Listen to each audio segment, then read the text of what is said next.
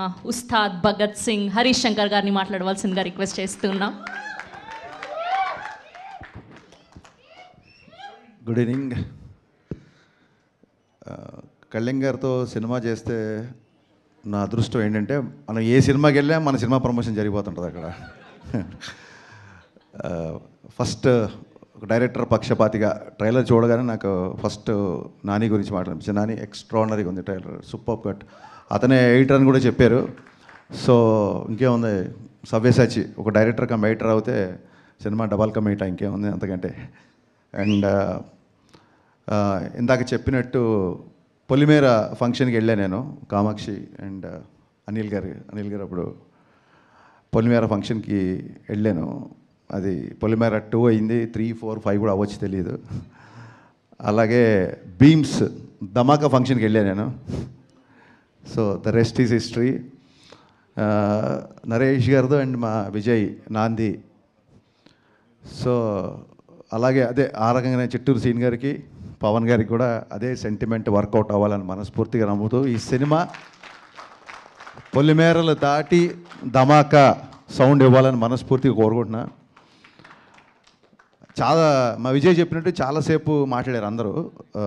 Director గారు of course first cinema emotion ఆయన, కామాక్షి గారు చాలాసేపు మాట్లాడారు, అలాగే మా డైరెక్టర్ గారు. నా ఆశ్చర్యం ఏంటంటే వీళ్ళందరూ కలిసి 2 గంటల సినిమా ఎలా తీశారని. So that is going to be the biggest surprise అని నా feeling. I'm waiting for that surprise. And Ramesh Reddy గారు ఎక్స్ట్రాడినరీగా ఉందండి మీ విజువల్స్, సూపర్. అండ్ మీరు చాలా ఫాస్ట్ అని చెప్పారు నరేష్ గారు. That is the need of an hour actually. So మీ ఇద్దరి గురించి మాట్లాడాలి, బట్ మీ ఇద్దరి గురించి అందరి గురించి మీరే మాట్లాడారు. మళ్ళీ మీ ఇద్దరి గురించి నేను మాట్లాడే వెంటనే హర్ష అండ్ జీవన్. చాలా టైం అయిపోయింది యాక్చువల్గా. చిట్టూరు సీన్ గారి గురించి చాలా మాట్లాడాలి నేను. మేబీ సక్సెస్ మీట్కి మళ్ళీ అప్పుడు ఆయన గురించి చెప్తాను నేను, చిట్టూరు సీన్ గారి గురించి డెఫినెట్గా. నరేష్ గారి గురించి ఖచ్చితంగా మాట్లాడాలి. నేను ఈవీ గారి సినిమాలు చూసిన తర్వాతే నేను సినిమా రైటర్ అవ్వాలనుకున్నాను. అక్కడి నుంచి నా జర్నీ స్టార్ట్ అయింది. సో పరోక్షంగా నా సినిమాల్లో ఏమాత్రం ఎంటర్టైన్మెంట్ బాగుంటుందన్నా, పాటలు బాగుంటాయన్నా, ఇంకేమన్నా సినిమాల్లో నచ్చే విషయాలు ఉంటే మట్టుకు వాటి మీద నాకు ఈవీ గారి యొక్క స్ట్రాంగ్ ఇన్ఫ్లుయెన్స్ నా మీద ఉందండి. ఆయనతో డైరెక్టర్ అయ్యాక కలిసే నేను ఒకసారి, బట్ ఆయనతో ఎక్కువ టైం ఎప్పుడు స్పెండ్ చేయలేదు. ఆ రిగ్రెట్ ఎప్పుడు ఉంటుంది నాకు. సో నరేష్ గారి ఫంక్షన్కి నాకు ఎప్పుడైనా ఇన్విటేషన్ వచ్చిందంటే నేను ఇంకా సెకండ్ థాట్ కూడా ఉండదు నాకు, ఇమ్మీడియట్గా నేను వచ్చేస్తానంటాను. ఎందుకంటే నేను డాడీతో ఎక్కువ టైం స్పెండ్ చేయలేకపోయాను. At least I have that privilege now. Naresh గారితో నాకు ఆ టైం స్పెండ్ చేసే అవకాశం ఉంటుంది ఫీల్ అవుతాను. నాకు ఆయన అంటే అంత ఇష్టం. అంటే ఈవీ గారి యొక్క స్ట్రాంగ్ ఇన్ఫ్లుయెన్స్ నా మీద ఉంటుంది. జస్ట్ బికాస్ ఆఫ్ ఆయన వల్లే నేను, because of him I'm here అని నేను చాలాసార్లు చెప్పాను. నేను కంటిన్యూగా ఇంతమంది కొత్త డైరెక్టర్లు అని అన్నప్పుడు నేనే ఇంకా లెక్క అడుగుదామనే టైంకి విజయ్ చెప్పాడు 35 మంది డైరెక్టర్లు అంటే. డెఫినెట్గా సినిమా ఇండస్ట్రీలో కొత్త వాళ్ళకి అవకాశం ఇస్తున్నప్పుడు ఎవరికి అవకాశం ఇచ్చినా ఒక్క వ్యక్తికి అవకాశం ఇచ్చినట్టు అవుతుంది. బట్ ఒక డైరెక్టర్కి అవకాశం ఇస్తే ఆ డైరెక్టర్ వలన ఒక 200-300 టెక్నీషియన్లు, ఒక 6 నెలలు, ఆ తర్వాత ఒక కొత్త లిరిసిస్టులు, అబ్బాయిలాగా ఒక కొత్త లిరిసిస్ట్ వచ్చినట్టు, కొత్త కొరియోగ్రాఫర్ వచ్చినట్టు. సో ఇండైరెక్ట్లీ ఒక డైరెక్టర్కి అవకాశం ఇస్తే ఎంతోమందికి ఇండైరెక్ట్గా అవకాశం ఇచ్చినట్టు. సో మీరే లెక్కేసుకోండి, 35 ఇంటూ కొన్ని 100 మందికి మీరు ఒక అవకాశం ఇచ్చారు sir. It's not a joke, it's a great thing నాకు తెలిసి. అండ్ ఇందాక విజయ్ చెప్పినట్టు ఆయన అసలు చెయ్యని జోనర్ లేదు. అసలు నాంది అవ్వచ్చు, గమ్యం అవ్వచ్చు, వెనకాలకి వెళ్తే వేదం అవ్వచ్చు, ఇంకోటి సినిమా విశాఖ ఎక్స్ప్రెస్ నాకు చాలా ఇష్టం, హిచ్కాక్ గారి నవల్ బేస్ మీద చేసిన సినిమా. అసలు ఆయన ఫస్ట్ సినిమా అల్లరి కాబట్టి ఆయన అల్లరి నరేష్ అంటున్నాడు తప్ప ఆయన అన్ని జోనర్లు టచ్ చేశారు. ఏ డైరెక్టర్ స్క్రిప్ట్తో వెళ్ళినా రెడీగా ఉంటారు కాబట్టి ఆయన అల్లరి నరేష్ కాదు, అందరి నరేష్. యాక్చువల్గా ఇక్కడి నుంచి మనం టైటిల్ మార్చేద్దాం సీరియస్లీ. ఎందుకంటే నాకు ఎంత ప్రౌడ్ ఫీలింగ్ వచ్చిందంటే రాగానే జనరల్గా నా ఆడియో ఫంక్షన్స్, నా ప్రీ రిలీజ్ ఈవెంట్లు జరిగినప్పుడు మా విజయ్ ఆ ఏవీలు చూసుకోవడం, ప్రోమోలు కట్ చేసి నాకు చూపించడం, మిగతాయి చేయడం, ఈ పనులలో ఉండేవాడు. నేను టక్కన రాగానే నా పక్కన నా ఆడియో ఫంక్షన్లు చూసిన విజయ్ నా పక్కన డైరెక్టర్గా కూర్చోబెట్టాడు. నరేష్ గారు మనస్ఫూర్తి ఇంకోసారి నేను థ్యాంక్స్ చెప్తానండి విజయ్ డైరెక్టర్ చేసినందుకు.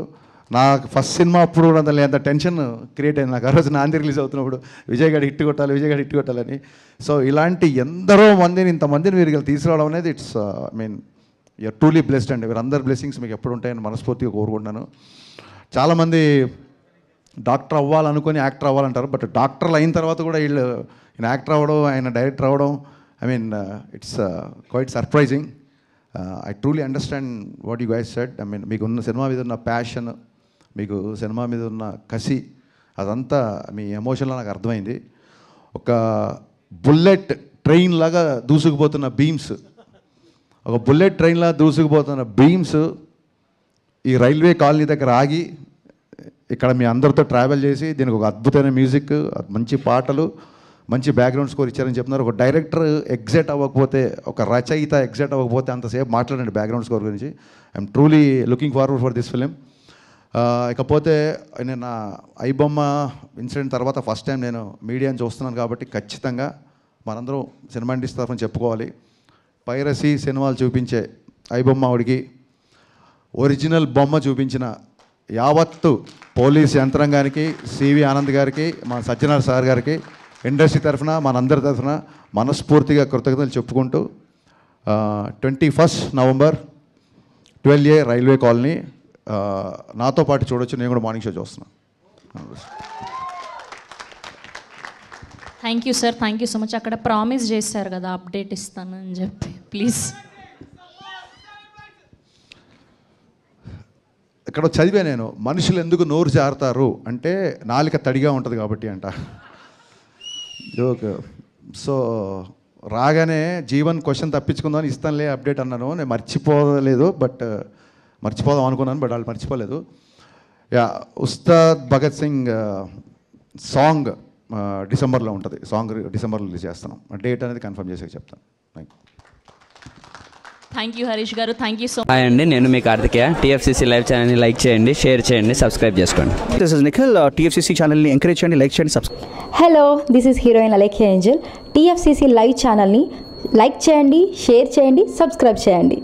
TFCC ఛానల్ని లైక్ చేయండి, షేర్ చేయండి, సబ్స్క్రైబ్ చేయండి. నేను మీ హీరోయిన్ మౌర్యాని. Thank you. అందరికీ నమస్కారం, నేను మీ Geetha Madhuri. TFCC live like చేయండి, షేర్ చేయండి, సబ్స్క్రైబ్ చేయండి. హాయ్ అందరికీ నమస్కారం, నేను మీ Madhupriya. Please like, share, subscribe to TFCC live. Please subscribe TFCC channel like చేయండి, షేర్ చేయండి. TFCC ఛానల్ని లైక్ చేయండి, షేర్ చేయండి, సబ్స్క్రైబ్ చేయండి. Hi, please subscribe TFCC.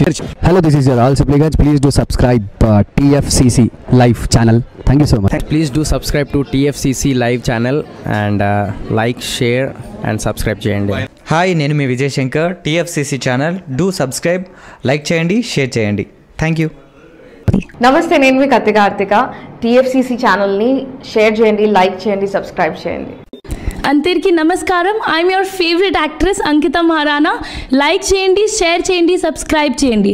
TFCC live. Love you all. TFCC live ఛానల్ని లైక్ చేయండి, సబ్స్క్రైబ్ చేయండి. అందరికీ నమస్కారం. TFCC లైవ్ లైక్ చేయండి, షేర్ చేయండి, సబ్స్క్రైబ్ చేయండి. నీ heroine Srujitha Ghosh. Thanks to all of you. Hi, నేను మీ లావణ్య. మన TFCC లైవ్ ఛానల్కి సబ్స్క్రైబ్ చేసుకోండి. అలాగే ఇందులో అప్లోడ్ చేసే ప్రతి వీడియోను లైక్, షేరింగ్గా కామెంట్ చేస్తూ ఉండండి. అలాగే ఇక్కడ కనిపించే ఈ బెల్ ఐకాన్ని మీరు ఇలా క్లిక్ చేసినట్లయితే ఇందులో అప్లోడ్ చేసిన ప్రతి వీడియో నోటిఫికేషన్స్ మీకు వచ్చేస్తాయి. Hi, this is Poojitha. Please subscribe to TFCC YouTube channel. Hi అండి, నేను మీ అనుశ్రీ. మన TFCC లైవ్ ఛానల్ని లైక్ చేయండి, షేర్ చేయండి, అలాగే సబ్స్క్రైబ్ చేయండి. ఇది TFCC live. Like, share, subscribe చేయండి. Jiya Noorin Shari. Bye. Please subscribe to TFCC. Hi, నేను మీ Saptagiri. Please subscribe TFCC. Hi everybody, యూట్యూబ్లో సబ్స్క్రైబ్ చేయండి, వ్యూ చేయండి, ఫాలో చేయండి for all news about Telugu film.